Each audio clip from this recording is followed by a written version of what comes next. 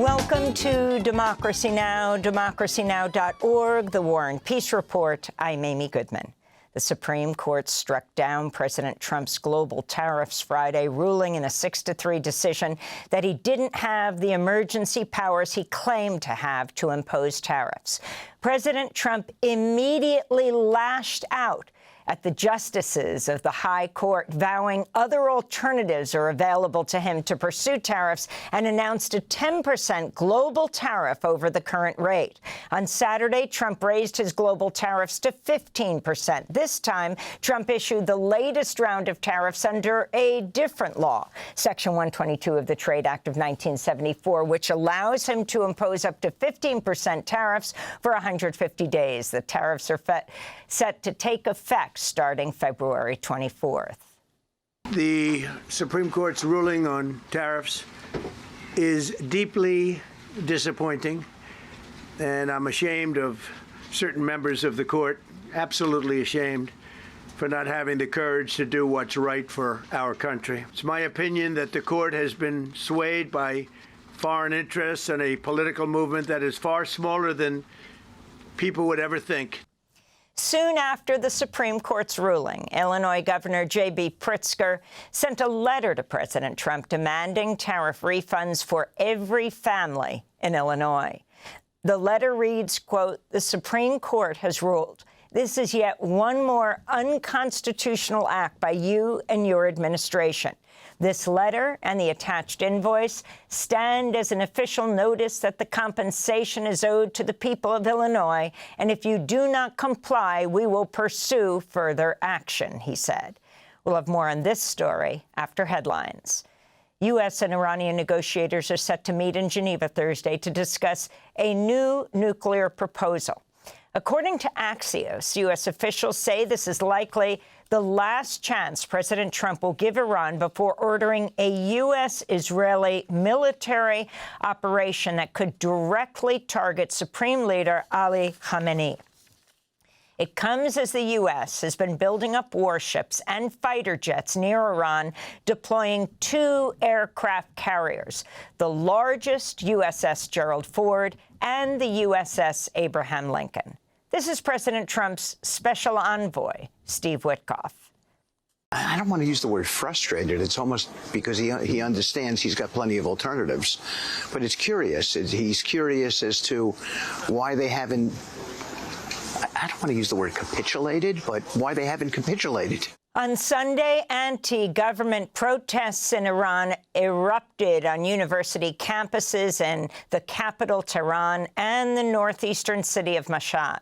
In videos on social media, the student protesters appeared to wear black to mourn the thousands of demonstrators killed by Iranian security forces in last month's protests.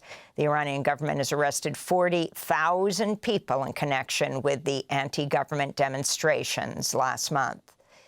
At least 3 people were killed in another U.S. military strike on a boat in the Eastern Pacific. The U.S. Southern Command confirmed the Friday attack, claiming again without evidence the boat had been targeted for traveling along a supposed drug trafficking route. CNN reports at least 148 people have been killed since September, when the Trump administration began its series of military strikes on boats in the Caribbean and Pacific, attacks that have been widely condemned as illegal. This comes as Cuba's been withdrawing security advisors and doctors from Venezuela in the aftermath of the U.S. attack and abduction of the Venezuelan president, Nicolas Maduro, and his wife in early January. Reuters reports the move comes as Venezuela's interim leader, Delcy Rodriguez, is facing growing pressure from the U.S. to cut ties with Cuba as the Trump administration seeks to further isolate the island to topple the Cuban government. At least 32 Cuban officers were killed in the U.S. attack on Venezuela last month, the officers part of Maduro's security detail. Mexican security forces killed Mexico's most wanted drug lord, Nemesio Ruben Oseguera Cervantes, known as El Mencho, on Sunday in the town of Tapalpa in Jalisco State. The U.S. had provided intelligence to Mexican authorities for the operation. The U.S. had placed a $15 million bounty on El Mencho, who led the Jalisco New Generation Cartel, which is a designated terrorist organization in the United States. Following his death, violence erupted in multiple cities across Mexico. In Guadalajara, Jalisco's capital, gunfire was reported, and armed men reportedly set a gas station ablaze. Vehicles were set on fire near beachfront hotels in the resort city of Puerto Vallarta. The U.S. Embassy in Mexico urged Americans to shelter in place in multiple states across Mexico. Tourists were left stranded in Puerto Vallarta as Air Canada, Delta, American Airlines, and Alaskan Airlines all announced they were canceling flights to and from the town's airport due to the ongoing security situation. Israeli strikes have killed at least 12 people in eastern and southern Lebanon in another violation of the ceasefire deal with Hezbollah that went into effect November 2024. Lebanon's Ministry of Public Health said at least 2 people were killed in an Israeli attack on the Ain al-Hilweh camp, the country's largest Palestinian refugee camp. The Israeli military claimed to target Hamas. The group denies it has training facilities in Lebanon's refugee camps. According to the UN, the Israeli military has launched more than 10,000 attacks since it agreed to a so-called ceasefire with Hezbollah. In the occupied West Bank, calls for justice are growing following the death of 19-year-old Palestinian-American Nasrallah Mohammed Jamal Abu Sayyam, who succumbed to his injuries last week after he was shot by an Israeli settler. The teen was fired at when he tried to stop Israeli settlers from raiding his village to steal sheep. His family's demanded accountability from the U.S. government, with the State Department releasing a statement this weekend that said it expects a full, thorough, and transparent investigation into the teen's death. The Trump administration last year lifted sanctions on Israeli settlers involved in violence against Palestinians in the occupied West Bank. Abu Sayyam was born in Philadelphia. He's at least the 11th U.S. citizen killed by Israeli soldiers and settlers since 2022. Arab and Muslim nations are condemning recent remarks by Mike Huckabee, the U.S. ambassador to Israel, after he claimed Israel has a right to expand into most of the Middle East. Huckabee made the comments in an interview with the right-wing commentator Tucker Carlson. Here's the exchange. Does Israel have the right to that land? Because you're appealing to Genesis. Yeah. You're saying that's the original deed. It would be fine if they took it all. But I don't think that's what we're talking about here today. What would be fine? Well, it's exactly what we're talking about today. But here's what I don't think you think it would be fine if the state of Israel took over all of Jordan? They don't want to take it over. The League of Arab States said, quote, statements of this nature, extremist and lacking any sound basis, serve only to inflame sentiments and stir religious and national emotions, unquote. An autopsy report by the Democratic National Committee on the 2024 election concluded Kamala Harris lost significant support because of the Biden administration's policy on Gaza. That's according to reporting by Axios. The DNC's report still hasn't been released to the public. The Institute for Middle East Understanding, IMEU, policy project is accusing the DNC of withholding its autopsy report, in part because of its findings on Israel. The IMEU policy project reportedly told the DNC that the Biden administration lost its credibility among young people and progressives over its support for Israel.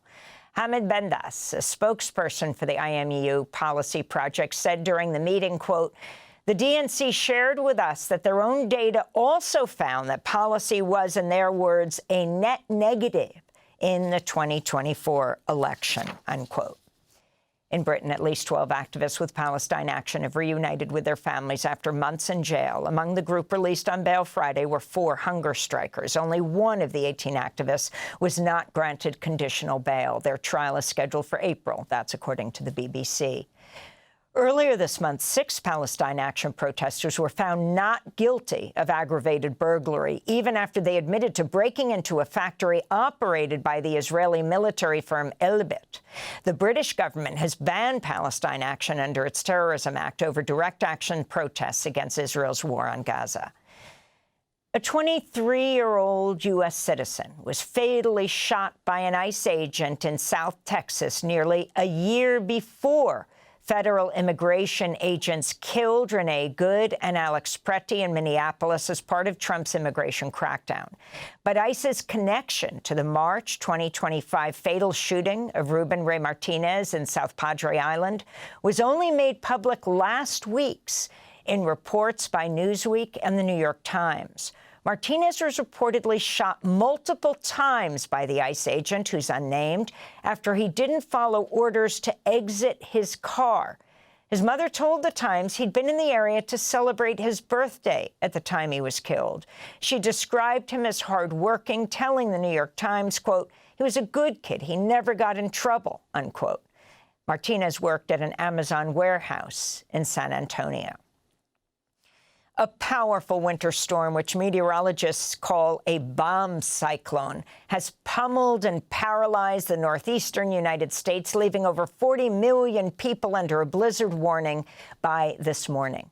More than 260,000 customers in the Mid-Atlantic region are without power, mostly in New Jersey and Delaware. New York City Mayor Zohran Mamdani declared a state of emergency on Sunday and ordered a citywide travel ban between 9 p.m. Sunday and noon Monday. Many school districts, including New York City and Boston, have declared a snow day with no remote learning or in-person learning today. Thousands of flights have been canceled nationwide, with New York area airports experiencing the most disruptions. Scientific experts have long warned the worsening climate crisis is leading to more intense winter storms.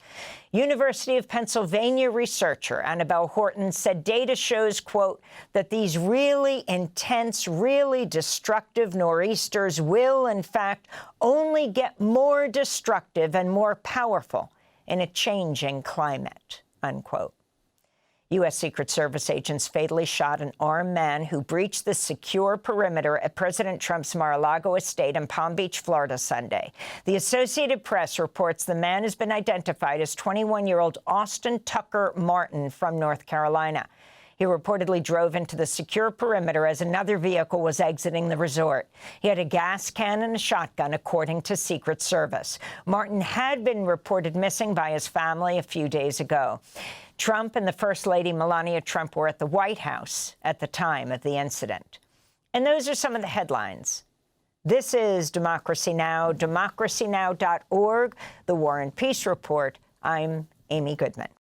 Thanks for watching Democracy Now! On YouTube. Subscribe to the channel and turn on notifications to make sure you never miss a video. And for more of our audience-supported journalism, go to democracynow.org, where you can download our news app, sign up for our newsletter, subscribe to the daily podcast, and so much more.